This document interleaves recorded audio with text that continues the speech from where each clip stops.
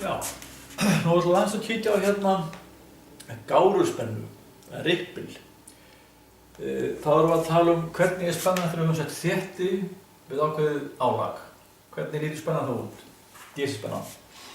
Þannig að þetta er sama rásum áðan, 230 volt inn, vindjörshlutfall á spenninum í 10 og einum, þannig að 10 upp í 280, 23 volt RMS hérna út á eftirvafinu, til forvaf, eftirvaf. Ef við tengjum skóp hérna á milli, eða sveiflusjá, þetta annan pólinn, það er að segja jörðina hér og prófinn hérna, þá fáum við svona vind, hérna. Og ef það er 23 volt hér, RMS, til að finna hæðina hér á milli, frá 0 og hérna upp, þá finnum við 23 volt AC, síðan rótina 2, 32,5 volt. Það er hæðin hér á milli, frá 0 og hérna upp í toppinn á efri bylgjunni.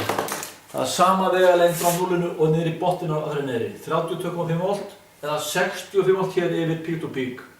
1 P, peak, það er frá 0 og upp, peak to peak, 2 P, það er hér á mig hingað. Nú notum við bara peak-getið, frá 0 og upp. Nú, það leiðartælt ég í einu, hvor er 0,7 volt, þannig að við draugum 1,4 volt frá þessu peak-geti hérna, þannig að 32,5 minus 1,4 er 31,1 volt, sem er hæðin á fjallinu hérna, sem kemur út úr afreiðisbrúnni. 31,1 volt hér. Og þessa spennu hér notum við til að finna DC-ið og DC-rippilinn. DC-ið, fórum við að finna DC hérna, U-DC hérna út, er þessi hér. Það er hæðin á fjallinu hérna, UP út, deilt með, og fyrir hakkarið hér. 2, sinnum tíðnin, sinnum viðnámið, 120 ohm, sinnum þéttirinn, 1000 mikrofarad. Ég bara stingur inn í þetta, 31,1 volt, það er hæðin hérna út á fjallinu, deilt með 1, og að því að hér eru 100, af því að hérna á milli, hér á milli eru 20 millisekúndur, hér eru 10, þannig að hér er tíðnin komin úr 50 riðum upp í 100 rið. Þannig að það er 2 sinnum 100, sinnum viðnámið, 120 ohm hérna, sinnum þéttirinn, og það skrifum við 1000 sinnum 10 í veldunum mínus 6. Út úr þessu kemur 29,9 volt DC.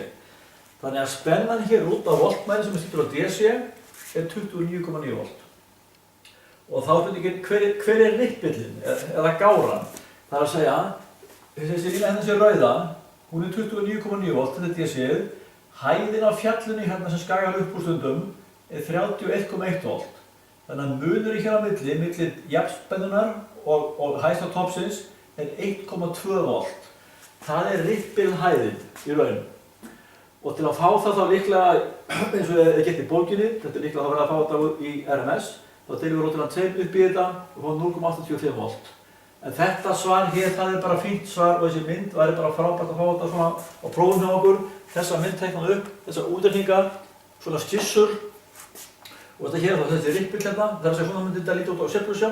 Við tengjum hér skópið niður og fáum svona rippill hérna og hæðin væri þá 1,2 volt hérna annars með rippli. Þetta er sem sagt hvernig á að reikna út DC úr afreiðisbrú með þétti og viðnámi, það er þessi formúla hér.